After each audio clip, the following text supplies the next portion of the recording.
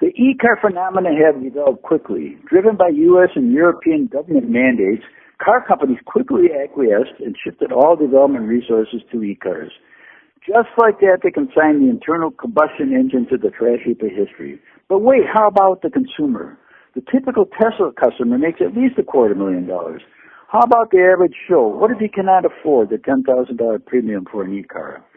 This has the making of another government boondoggle, with the unintended consequences being millions of people working in the fossil fuels, car maintenance, and internal combustion engine manufacturing losing their jobs. The politicians haven't the slightest understanding of how the economy works. Their arrogance and disregard for the public good is breathtaking. And then there are the drivers. Some like me who grew up in the 60s were known as gearheads. We maintained, fixed, and improved engine performance. We drove performance cars with standard transmissions. Shifting gears was an important part of the driving experience. We understood the meaning of the VW ad drivers wanted. With the increasing complexity of emission engines, car owners no longer work on their cars and have become increasingly detached from the driver experience. For most, a car is just a means of transportation. Other than the added purchase price, the change to e-cars may not be difficult for them. Meanwhile, I will sail off in the sunset driving my 2022 VW GTI with a 242 horsepower internal combustion engine and 6-speed manual transmission. Yippee! Wanting to share thoughts on the wonderful debate around electric cars. My position, first and foremost, cradle to grave environmental impact with electric cars is not better than trucks. They are about equal, probably worse for electric cars since the industry is not as developed as the petrol car. And I don't think they know what the disposal of the batteries is going to be on the environmental impact. Clearly, the petrol engine, cast iron and aluminum, is 100% recyclable. So, we got to be careful. I hate listening to those that only talk about the driving, charging portion of the environmental impact of electric cars. Oh, I just plug it in and so I've got no emissions. What about making it? What about getting the power to it? Blah, blah, blah. I think it's also important for us to think and remember who controls which countries the raw materials for electric cars versus raw materials for internal combustion engines, including the oil that runs them. That's going to be something that's really got to be watched. Finally, electrical infrastructure is needed to support more electrical cars. Much less the fleet of Amazon trucks. When I see those ads and they say, oh, we're going to have all our trucks electrical, then I always go, how are you going to get power to them? Ask Texas how well it works when it just gets cold, how their power grid stands up. And windmills can't do it all. Say, oh, well, we're going to power it up with windmills. Again, what's the environmental impact of making windmills, having them stand in the middle of the field, killing birds, noise, blah, blah, blah. And then you can also ask England, what happens when the wind stops blowing for a few days and that is your major source of electricity? Oh, shit stops working. Electric cars and trucks have a place in our roads and should continue to be developed and produced. Just stop telling me it'll save the world environmentally and are the only vehicles that should be on the road. So what about the best of both worlds? Oh yeah, they did that, the Prius hybrid. Why has the hybrid been pushed aside so the debate seems to be purely focused on one or the other, all petrol or all electric? I'm curious about that. Finally, okay, I am not saying electric cars are bad, and to that point, I am actually interested in the Ford F-150 Lightning electric truck. Why? Because it's cool technology, and it is a technology that's going to keep moving forward in the future, so it'd be interesting to embrace it. needless to say, not buying one year one yet. So those are my thoughts about electric vehicles. Here's my 2 cents on electric vehicles. On the plus side, I guess the cost is coming down on them. The range is going up.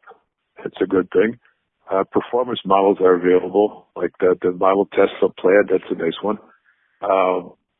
There's some nice stylish ones out there looking better than they ever did before. They got 0 emissions, so that's all in the plus column. On the negative side, I don't see many charging stations out there in my area. A battery charge takes a lot longer than it does to fill a tank of gas. Batteries are expensive. You can buy a lot of gas for what it costs to buy a battery. Speaking of batteries, I wonder what the cost to the environment is to manufacture and dispose of them when they're all used up. Also, how would a government tax them to help maintain the roads? And then what about, if everybody goes an electric bandwagon, is our infrastructure up for it? The power plant's going to be up for the challenge there? Another food for thought. But anyway, that's my opinion on it. For me personally, I'm not ready for an electric vehicle. We've got lots of issues that still need to be resolved. Infrastructure, battery recycling, battery replacements, just to name a few. Yes, you should buy an electric vehicle. You'll be leading the way just like those before us, the ones that bought the $2,000 microwave, the $70 calculator that could only add, subtract, multiply, and divide, or the bag cell phone. All important technologies that have led us to where we are today. We're in the earlier stages of the electric vehicle, which means you can expect some problems. For example, recently a Tesla in Finland needed a new battery pack when it went out of warranty. $22,000 was the price tag, the total value of the vehicle. The owner opted an exothermic process to resolve the issue. Well, I guess I'm in the middle of the road on this one. Everyone ahead of me has pretty much covered most of the pros and cons. I can see the electric car as an everyday grocery and task getter, along with fleet vehicles. I don't see it replacing our classic toys, or as I call them, therapy cars. The cars that clear the fog and frustration of our daily struggles from our mind.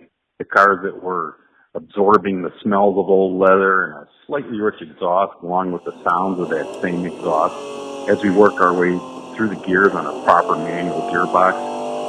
It all insulates us from the rest of the world, only for a little bit of time. I just don't think electric vehicles provoke the same emotions as the fossil burning cousins, at least not yet. As my age group dies off, there'll come a time when some kid will be looking at a Toyota Camry under glass in some museum and wondering, what the hell was that? But I think that's still a ways off. Until the really tough challenges are addressed, it's relatively easy to put up solar panels and wind generators and pat ourselves on the backs and go about our days.